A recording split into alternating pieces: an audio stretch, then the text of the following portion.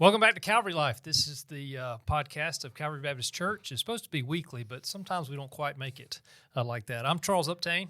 It's been a busy season. Thanksgiving, getting ready for Christmas. It is what it is. Hey, I'm Paul Thompson. And also mission trips involved and everything else is so many things. We're both a little out of breath. We just came sprinting up the stairs trying to squeeze in this podcast today. So it's not that we're like so super excited about it. We're just breathless. Yes, we have given ourselves 30 minutes to do it. So here we go. Today I wanted to ask you about I guess missions maybe is the question, but something specific for Calvary because this weekend at our members meeting we'll be talking about a proposal that's coming from the elders to how we should do our mission offering giving. You know, Calvary's been given 10% of our offering to a cooperative program for many, many years. And probably for just about forever, I would bet. Yeah, as long as I know of. And so, but back in the fall, we asked the church to give us a chance to really take a pause and let us, as the elders, do some research and think about how we were doing the offering to the cooperative program. Because I guess to say it, there was a couple of entities that were kind of questioning how we were giving to them. So, of course, the elders have now got a proposal to the church. So just want to talk about that for a minute and just, I guess, but let's start by backing up and just talk about why we do a missions offering like that, Paul. Yeah, kind of wide angle on this. You know, we've always had, and this, again, when I say always, I use that figuratively, but it's probably pretty close to literally. I would assume since the inception of the church, it's been part of our DNA, is to give. But we have intentionally over the last decade or so increased our missions giving, because our philosophy has always been this: God has blessed us, and we believe He didn't bless us just to consume the stuff He gives us. We wanted to convey it. How can we best be stewards? I don't want to just use churchy sounding phrases, but we live in the Bible Belt. We live in a church-rich culture. We have generous church members. It would be very easy for us to just use it up. You know, we could hire more staff. We could refurbish facilities. We could buy more stuff, and that sort of thing. But convictionally, how can we give as much away as feasible, and how can we support the work of the Lord in other places? We believe that's what He wants us to do. So that's kind of my big answer: that we should be taking a global view of God's resources, not just a local view. So it all belongs to the Lord. God's given it to us to steward. We try to find good partners. When I say good, that's on a lot of levels. So, we're looking for partners always that share our convictions as closely as possible, have a philosophy of ministry, which would mean how we do evangelism, what we believe the gospel is, how we disciple people that share a philosophy with us, and also we'll have good accountability with us. So, with those kind of things in mind, we did begin to look at, okay, some of these long-term assumed partnerships, like North American Mission Board, for instance, is this still the best way for us to use some of our funds? And that came not in a vacuum, Charles, and for people listening, I want to make sure you understand this. The conversation really began when we started looking at and feeling like God wants us to plant some churches, that churches need to be planting churches, not denominations, not entities, denominational entities, but local churches planting churches. And even though we are in the Bible Belt, as we say, it doesn't mean there's not a need for healthy churches, not just in those very hard-to-reach places and difficult cities like Portland or New York or New Orleans, that sort of thing, but also in places around us, communities near us that need healthy, God-honoring, Bible-teaching churches. So we started looking at our resources, which are limited. Yeah. Doesn't mean they're small. It just means, they're not limitless. And what's the best way we can use these? So we started considering that. And plus, I won't go into all this today, but we did have some questions that we had about how North American Mission Board used funds, what sort of funds they had available to them. Is what they're doing consistent with what we want to be doing, what we want our funds to be doing, that sort of thing. So I'll say the short version of this is, graciously, we had Kevin Ezell, the president of the North American Mission Board, came and met with our elders, and brought also the chief financial officer of North American Mission Board. and allowed us just to fire off questions. And he was very gracious, forthright, I think, with the answers. Are we in agreement on everything? No, but we probably won't be. With any national entity, he has to juggle a lot of 50,000 Southern Baptist churches and a lot of different competing values and preferences and all those things. But we left that in general thinking this is still one of the most necessary and effective means of planting churches cooperatively. And that's the reason we're in the cooperative program, because we can do more together than we can apart. And so we decided there's still part of that we want to be involved in. Yeah, and that's if if someone's out there that doesn't really understand the cooperative program, when we say that word, it's it's Baptist lingo. It's part of who we are from way back when.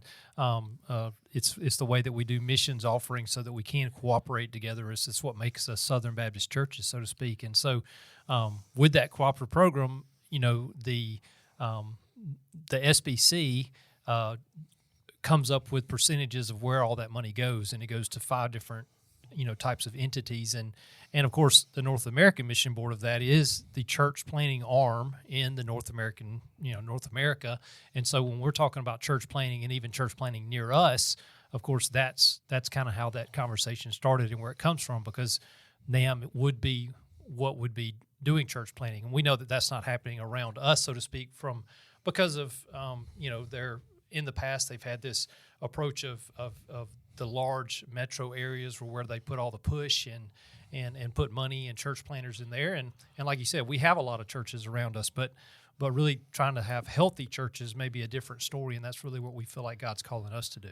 Yeah, so for us it becomes a both and. There are certain initiatives we want to take on ourselves, which we'll talk about in just a minute, some things that we want to do locally and maybe not quite so locally, that we want to spearhead, but we also want to remain part of the bigger whole. And there are several reasons for that. We want to be able to have some influence in it, some say.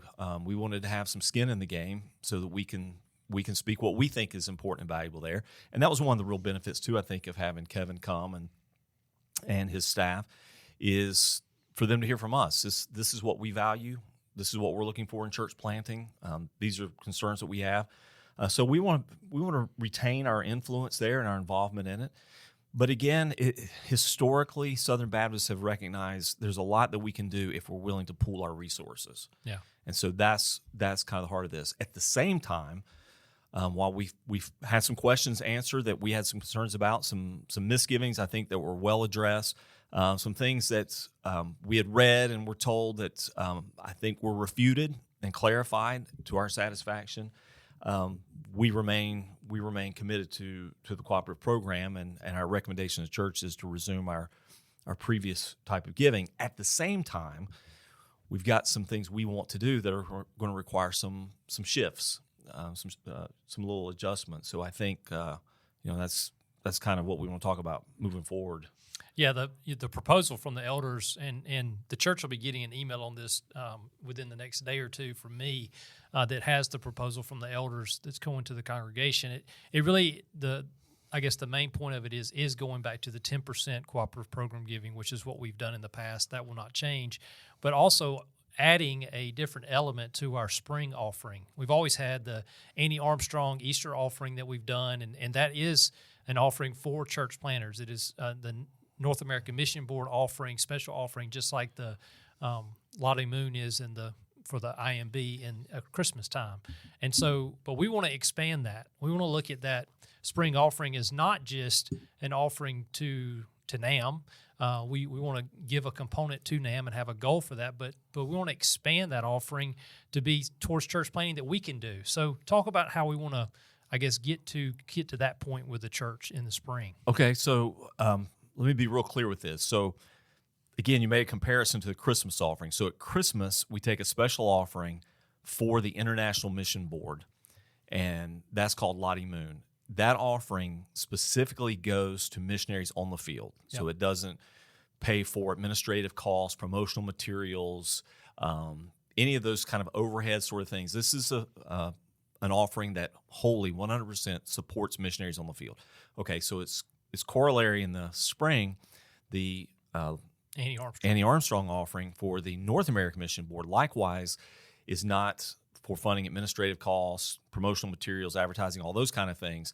It's to fund church planters, the funds given to people in the field planting churches. So with that in mind, we thought our recommendation to the church is this: let's take our spring offering and share it. And let's give a portion of it, as we have done historically. We continue to do that.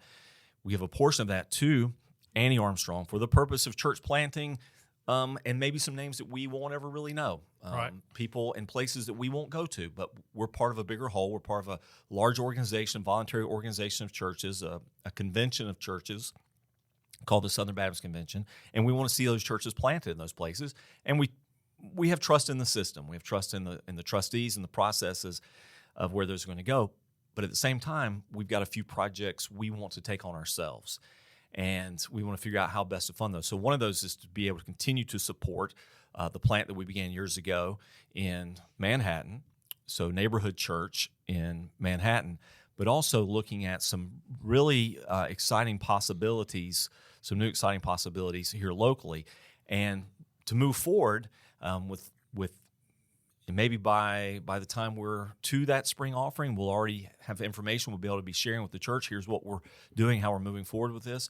But to move forward with some local church plants or replants, we need to start that funding now. Right. We need to set aside.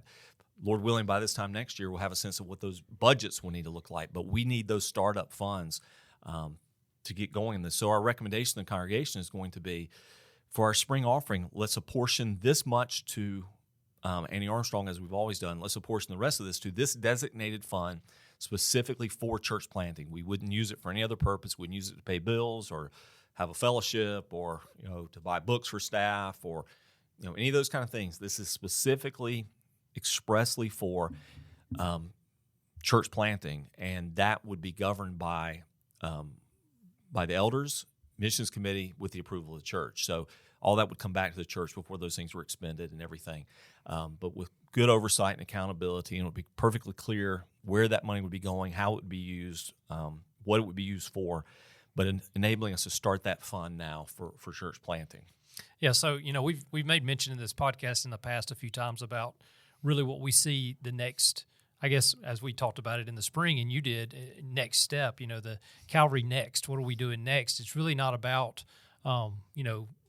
getting more people on this campus, so to speak, because in some ways, if you're in our worship services, you can tell we're 80% full, maybe something like that, and so we have to. Church growth would tell us, church growth models, which we don't do those anymore, but way back when would say, if you're at 80%, you better be figuring out where else you're gonna do 2 services, or what are you gonna do? But really, with our belief in the assembly of the church being at one time together on Sunday morning, it really limits us to being able to just continue to grow and grow and grow. So is this a change of a strategy towards that, of what we do next for Calvary? It may even be more than a change of strategy. I'm thinking how people will hear what we're saying. It's really a change in almost culture, because I think it's been our mindset, mine too, before I came to Calvary. I was pastor of a church in South Florida, and we did multiple services until such a time as we built a large auditorium that would accommodate both those services. Before I left, we were adding seats in, particularly in the season, to get more people in, and already had begun the conversation when that second service would begin. And of course, when I came to Calvary, we were doing 2 services. Now, realistically, we look back at some of that, and we didn't always need them. It wasn't just really about size. It really was about a strategy. And I think sort of fundamentally, most of us believe more is always better. If we could have more services, that would definitely be better. Why not start another? And there is a pragmatic value to that too. I mean, we recognize that with another service, you're not adding facilities, you're not adding parking, you're not adding overhead, all those things. Yeah, all that's true for sure, and I get that. And I know there'll be a difference of opinion for other churches that are listening to us and their leaders. But we decided fundamentally the healthiest thing for us, and we just believe in general, that one assembly is a church, one people together. We have really been trying to create the culture of church here that says, these are my people, not just my small group, and certainly not just the people in the service that I go to, but my people, or the people I gather together with to worship, that worship is the gathering of a people. That's why we don't think you can do church online. That's an oxymoron. Yeah. You can watch a message. You can learn some stuff. And if you're infirmed, homebound, ill for a season, deployed, for instance, those are good ways you can stay connected. But, the analogy we would give, it'd be like a soldier who's deployed. He can FaceTime his wife every night, but that's not the same thing as sitting across the table from her and then going to bed with her at night and waking up with her in the morning and being face-to-face. No, you can do it for a season, but it's not the intent. Yeah. And we believe that face-to-face, life on life, people together is the intent. So that being said, here's that shift you're talking about, Charles, not just strategically, but really culturally. We believe it would be better not to have 2 full services here at Calvary, but have a full service here, a healthy, thriving church that's bent on church planting, while we planted 1, 2, 3 more churches, even here locally, semi-locally, whether that's, in driving distance from here or, we're sitting here in the middle of the Garden District, but most of our folks don't live right here. Right. So, we're already drawing from around the city and suburbs. So, what if we could be part of some healthy church plants in areas? I won't name names yet because, scuttlebutt starts, but, in places nearby and just sort of concentric circles moving out. And you mentioned strategy. The Calvary Next strategy would be, let's have a healthy, growing, sending church where we can develop new leaders, develop new pastors and elders, new small group leaders, people using their gifts, not people coming to watch a show, not a bigger and bigger program centered around the talents of a few, but people discovering their gifts, being deployed for kingdom service, being sent out, doing real ministry in church plants and small groups and that sort of thing beyond us. So that's what we're aiming for. And so if you were to ask me what would success look like 2, 3, 4, 5 years down the road, it would be that we're doing great here. It's healthy, but we are intentionally sending people out. And that can be bittersweet. You have good folks that you want to keep, but you also have that satisfaction of knowing, look, God is raising up people, and people are leaving here and doing meaningful work. And then ideally, some of those churches become strategic partners with us. We're able to network together. We're able to share resources together. We're able to do bigger things together and have good fellowship together and just cooperate. Genuinely cooperate. Like, what can we do? What can we do as a force for good, Dothan and surrounding communities? Because there is, unfortunately, sort of a pervasive undercurrent of competition. We're trying to get your people, you're trying to get ours. We're fishing all from the same pond. We like to get to a point where we're saying, no, your success is our success, and we're thrilled with what you're doing there. How can we help you?